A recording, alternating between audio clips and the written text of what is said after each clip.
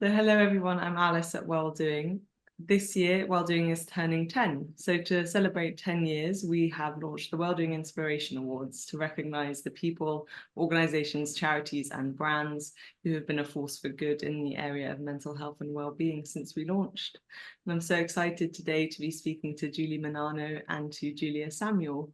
So Julie is a couples therapist and the author of Secure Love, and she can be found on Instagram under the Secure Love handle. And you have nominated Julia Samuel, who is a psychotherapist, author, co-founder of Child Bereavement UK, lots of other great things that I'm sure we're going to get into in this conversation. So thank you so much for coming both. And it's a pleasure to see you. And Julie, if you could tell us a bit about your background and what inspired you to do what you do, and also how you first heard of Julia. Sure. I am a couples therapist. I practice from an emotionally focused therapy for couples perspective, or that's the modality I use, which is abbreviated as EFT, which a lot of people are familiar with that type of work. Very much work from the perspective of attachment theory.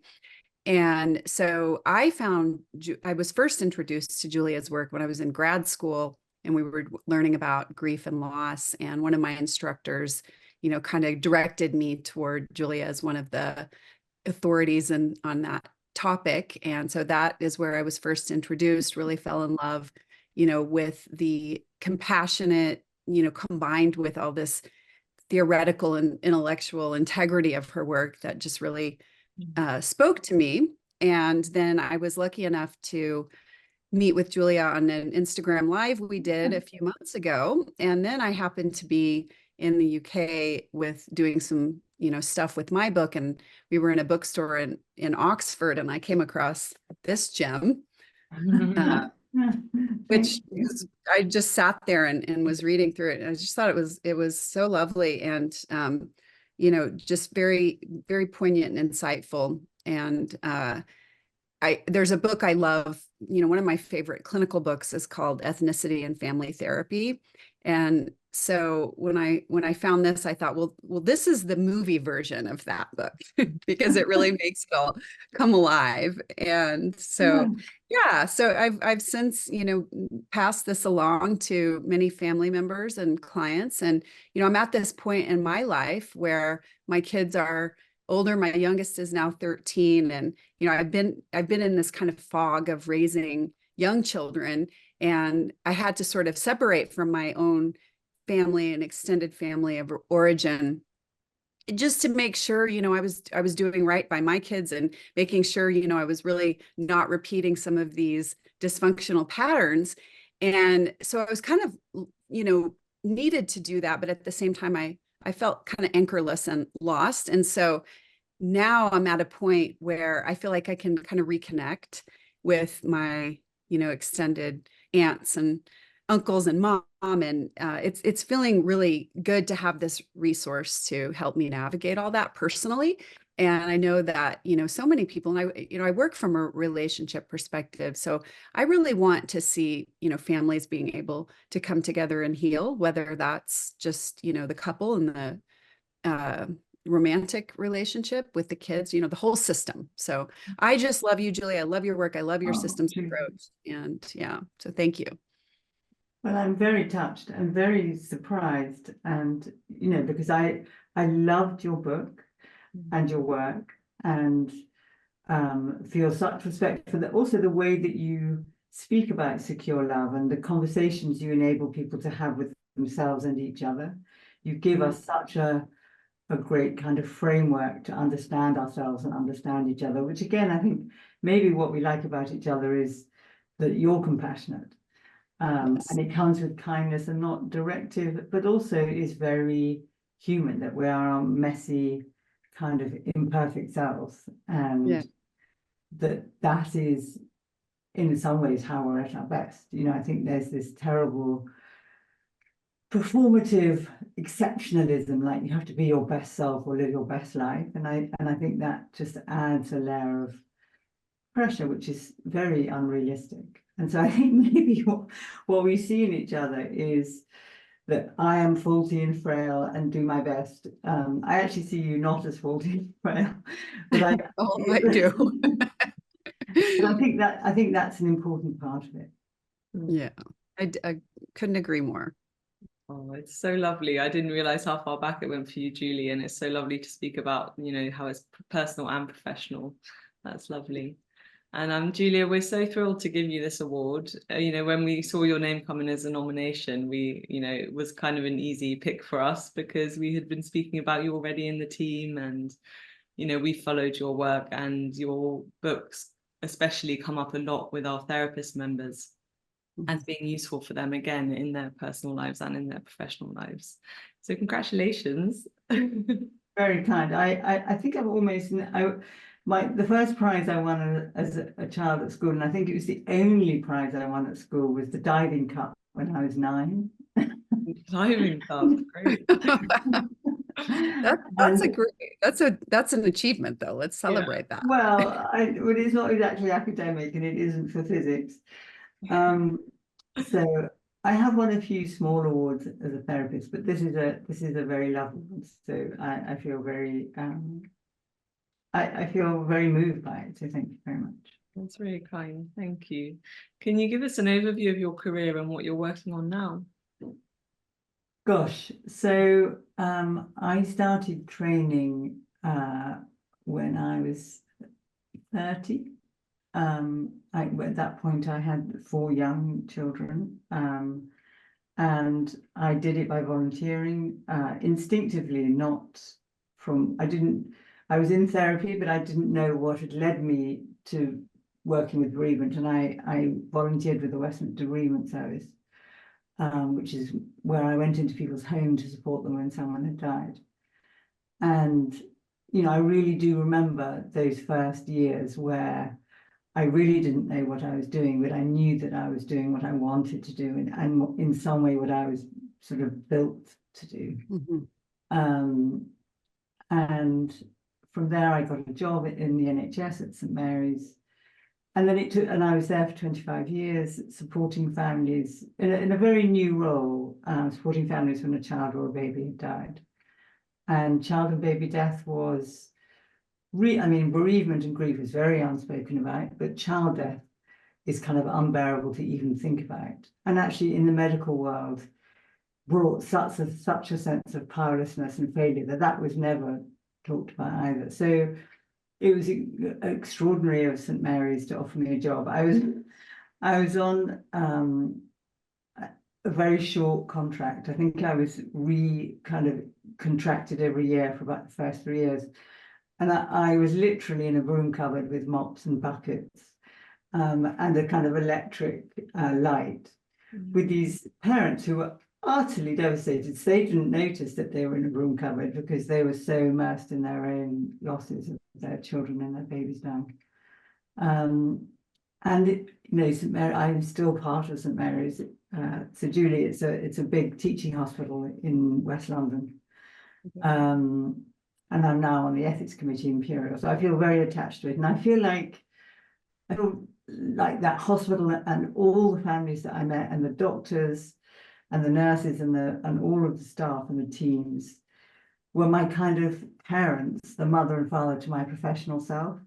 You know, I learned so much. I made mistakes there. I cried there. I saw devastating things. I saw children die. I saw terrible things.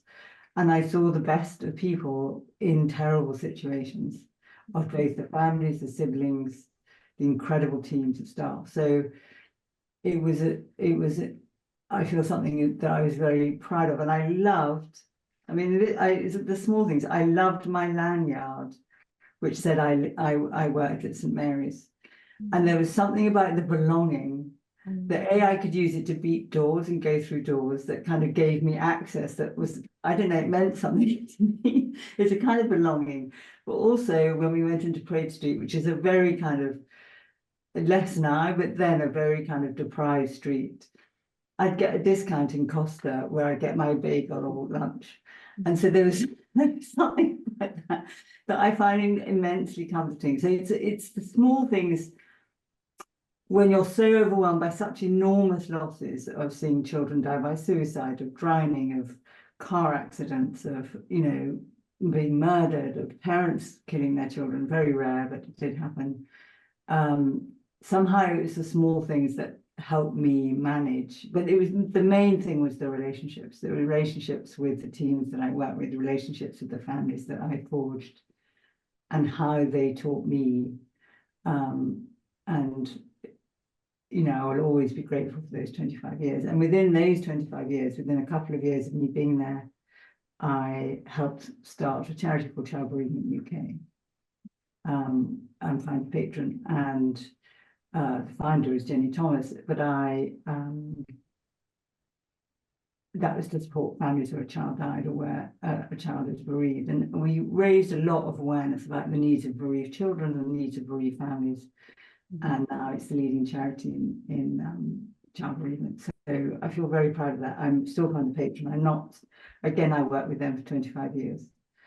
And so that was kind of the years where I learned everything, where I kind of, and I'm still learning. But then I left, both of them within a few years of each other, and wrote Grief Works. And that put me into a public place that I didn't expect. I didn't know that my book would open a door to meeting you, Julie, or speaking at conferences, or going around the world, or meeting families, having relationships on social media. I didn't expect it, but it's been the most extraordinary kind of second career that you know, I wrote that book when I was 57. And, you know, I left school at 16. I had never any expectation of writing any books. And so I feel very grateful that I find words to describe my experiences. I'm grateful that they meant something to people like you, Julie, and the families who've given them to you. And I hope that they continue to. So I feel a lot of humility, basically, that I've been lucky that I had these opportunities. And I hope I can go on taking them. I mean, the thing I'm working on now is my podcast, Therapy Works podcast, which I'm loving, which I love. Yeah. I do it with my 2 daughters who are therapists. Wonderful. That's amazing. What an incredible career. So nice to hear you speak about it so candidly as well. Often when you talk about yourself, everything sounds tidier or more prescriptive than it was. You know, most of it is, I think of myself as a cart horse. I'm a really good, quite a small cart horse, but I'm good. I put one foot in front of the other and I keep going. I'm keeping going. I kind of get stuff in the back of my cart and I learn and I keep going. And I think I learned that from my mother, who was, you know, by no means, I mean, she wasn't a role model in lots of ways, but she was someone who she kept going. And I think there's endurance. I feel I'm very lucky that I have a big capacity for both loving and forming relationships and endurance. Wow. And I mean, on this, what have been some of the biggest obstacles in your career? I mean, I'd be interested in for both of you, actually. Yeah, I mean, I'm there's something that's coming to my mind. It's just we have a lot in common. I went back to school when I was 34. I had 6 young children at home, but I can certainly relate. You're both Yeah. that. Yeah. And I just, again, I felt such a drive, like this is what I'm meant to do in the world. And, you know, that was an obstacle in itself, just, you know, managing to get through grad school and with all those kids at home. And, you know, it did take me away from my family and there was a sacrifice there. But the flip side of that is I learned how to be the mom that I want to be through that journey. And I wouldn't trade that for the world, you know, and I always tell my kids, look, you did miss out on time with me. You know, luckily I had quality helpers, you know, there to take care of them when I couldn't be there. But you got this phenomenal emotional support system going forward for the rest of your life, which, you know, a lot of people just don't get that. So, hey, can we just see this as kind of a trade-off? You know? And Perfect, right? yeah, and then then I started also kind of similar to you as I never had any idea that I would become kind of a sort of a public figure, I guess. And I just started. You have enormous following. Well, I do have a good social media following, and I didn't intend for that to happen. I just thought, hey, this is an opportunity to go, write about what I love and write some cartoons and make it palatable for people, and that worked, and here I am. Yeah, I mean, I think, the obstacle for me has just been trying to manage, family and what I'm giving back professionally. So, and, it would be much easier if I didn't care about my clinical skills, but I actually care about my clinical skills with the couples I work with more than anything. So then we have that layer that I'm just, I'm sure you might relate to this, Julie, but I'm almost obsessed with getting better at my clinical skills. So just trying to balance everything, within my, yeah. So. I mean, mine is very similar. So, I mean, sometimes I've wondered, do I take my best self to work and I bring the dregs home? And, what Yeah, I is it wonder, about that I really offer something to people I don't know who I'm not related to. And then I come home and I'm knackered and impatient, or, not really offering that quality of attention to my own children. I think the biggest thing in the balance is when, like if one of my children's very seriously ill at different times, and actually in some ways working has saved me because it's a kind of boundary and I can go into another door and into another place where I can put my worry and distress down. And I don't even know if that's healthy or not, but it is what I do. I think it probably kind of clinically wouldn't be thought of as healthy, but it does kind of work for me. It keeps me, it's that cartwheel thing, it keeps me going. Like when I was ill, I just kept working because that was the only thing I knew how to do. And the worst thing I do is when I make mistakes with my clients, that sort of sense of shame and supervision, and I hate getting things wrong. I hate upsetting people. I had a rupture with a terrible rupture that we have repaired with a client, 2 weeks ago. And I used it actually on a webinar now yesterday. And it's an awful feeling. I've been doing this for 33 years and I still fall in a hole. But I do know how to get out of the hole. I know how to repair. And it doesn't take away from the rupture or, the distress that it caused my client. But I also know that it is how we learn. Yeah. And how do you both take care of your mental health while you're supporting others? I do lots of different things. So I take a lot of exercise. So I do Pilates. I don't at the moment kickbox, but I kickboxed for like 30 years. Oh, nice. I'm a black belt in kickboxing. Sorry to share that passion with you. I've broken my shoulder. Sorry to interrupt. Yeah. Exciting. I can't punch, but I can punch with this thing. And I think the counterbalance of being punchy and expressive is a really good counterbalance to being passive, emotional, open, letting things in, and with punchy, feeling powerful and letting it out, and like really punching the light side of the guy that I punch with, Keith, who comes. And he always laughs when I really try and hit him hard, and so there's a kind of pleasure in him laughing at it. I'm not really big, but me really trying to hurt him. And I think there is something very important as therapists, that you do something that counterbalances what you do in your day job. And I think being in nature really makes a difference to me, like walking in nature, being outside, going outside every day. And the other big thing is making sure I'd have fun, that I do things that are not serious, that are playful, that are silly, whether it's dancing in the kitchen, whether it's seeing friends and having supper, whether it's going to a movie. And everybody always wants to send me the kind of darkest, most depressing movies, and I really don't want to see them. I want to see the equivalent of Mamma Mia, you know, where there's happy endings, no one dies, and you feel good at the end. And that helps me. It helps me then kind of refill up. I sort of think of myself as a piggy bank, that there's a cost that comes. Actually, I get a lot of reward from working. So people often say it's exhausting, isn't it? Depressing. And I do get tired sometimes, but actually there's something for me in the quality of my relationship with my clients that gives me more than I give them. And so if there's terrible stories that I can have, you know, secondary PTSD, which I talk to my supervisor about, but on the whole, I don't. Yeah. Yeah, I mean, again, I'm just relating to so much that you're saying.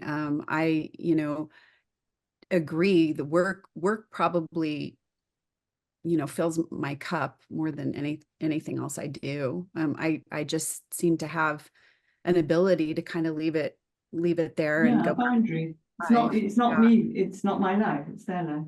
Yeah, and but also, as you can probably relate, being very present when I'm with them, and I like that containment. I like having what's in front of me being the only thing that I have to deal with at that moment. You know, it's nice because in my real life, there's just so many things going on that it's hard to grab on to any one thing. And I find that the work I do is just so rewarding because it genuinely helps people. I you know, have a lot of compassion for people who are working in situations where they don't really get to see themselves making much of a difference because the situations they're in are just so, you know, sad and dire for people. But I, you know, my self-care is Pilates, and walking. I walk every day. I'm kind of obsessed with my, you know, 10,000 step kind of thing. Again, it's some sort of boundary for me that gives me, you know, containment. Yeah. But, you know, I don't kickbox, but I do very aggressively ski, like mad woman out there. Right. I'm just, you know, yeah, nobody can believe it. Down that mountain. Yes. And just, you know, all kinds of crazy. I mean, I've broken a leg. I've had a couple of concussions. Like, it's not healthy. It's not safe, but it is just such an emotional outlet for me. You know, I tend to be this kind, gentle person until I get in those skis, and then it's just all over. So, so yeah, that's a huge part of my self-care. And I think, you know, I live in a place where we have long winters. So just being up there in the sun is just so good for my soul. And lots of laughing, lots and lots of laughing, you know, when I'm not working and I'm with my family or, you know, my friends, just nonstop jokes. And I tend to kind of I'll notice myself starting to isolate and just get really too absorbed in work. And when that happens, I know I've got to connect. You know, I've have to sometimes sort of make myself connect. But I always feel better when I do that. So I kind of think of sometimes connection for me is a bit like exercise. You know, it's like hard to take that step when I want to just stay in my little cocoon of work. But once I do, you know, it just really fills me up in a new way. Okay.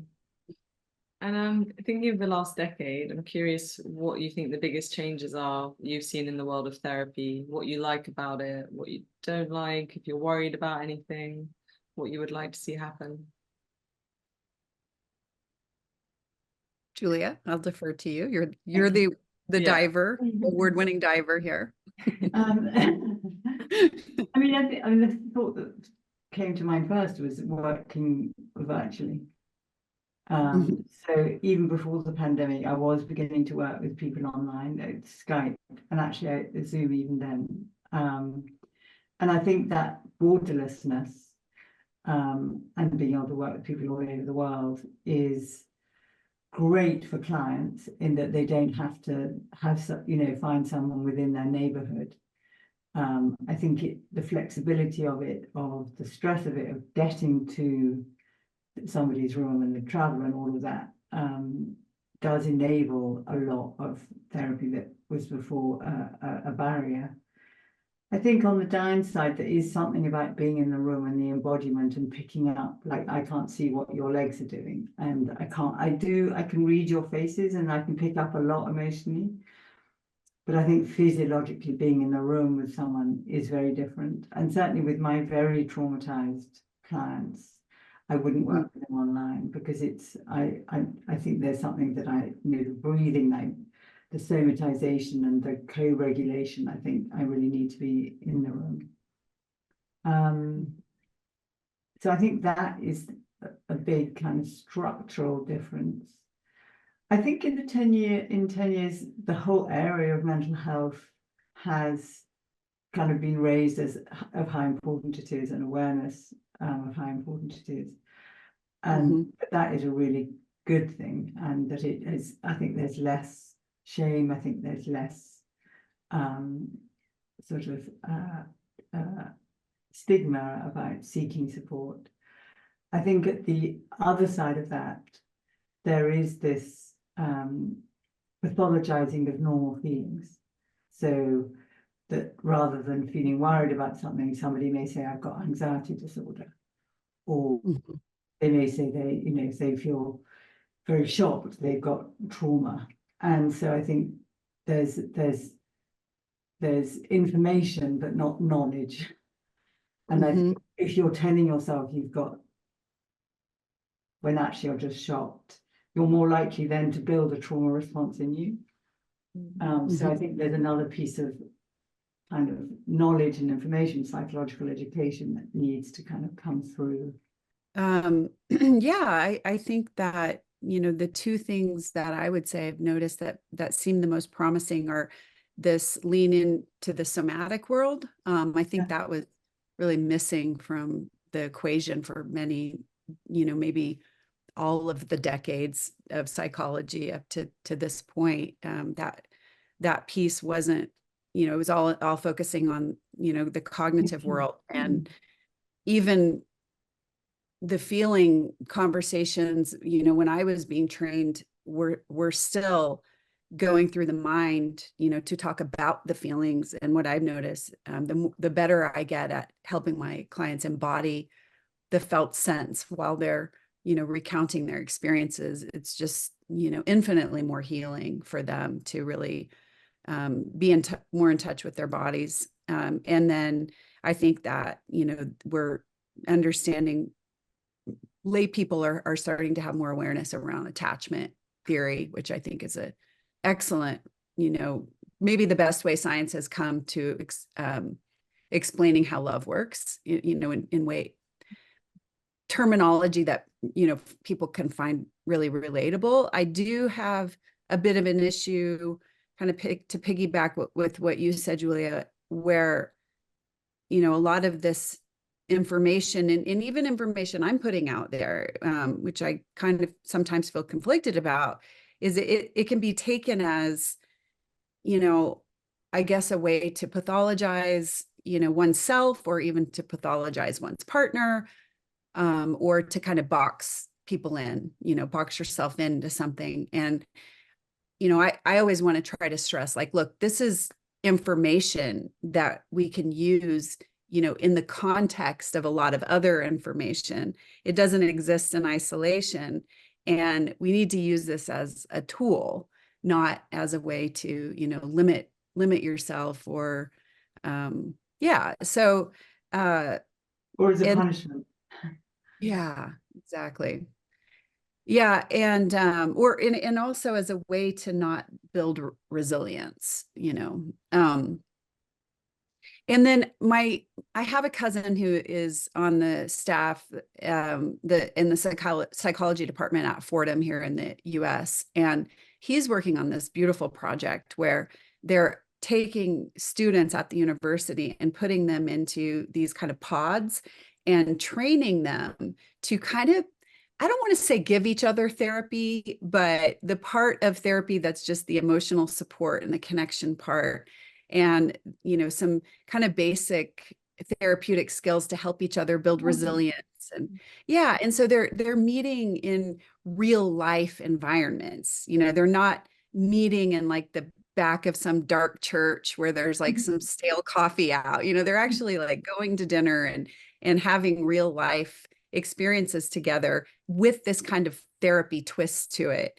And the goal is let's get this stuff out of the room and, you know, out of just this isolated therapy client relationship, and let's get people doing this with each other. Which I understand there's a fine line there. You don't want, you know, people trying to give each other their deep therapy, but yeah. So I think that's really, you know, what's really, I think, needed is, and that's kind of what I'm doing too. And I'm sure let's get these couples to be each other's support system, because I don't know about you, but I always just feel kind of sad when my clients are, you know, I'm their primary support and they get all of this good stuff from me, and then they go out and don't have it in their real lives. So yeah, I think that's really good point.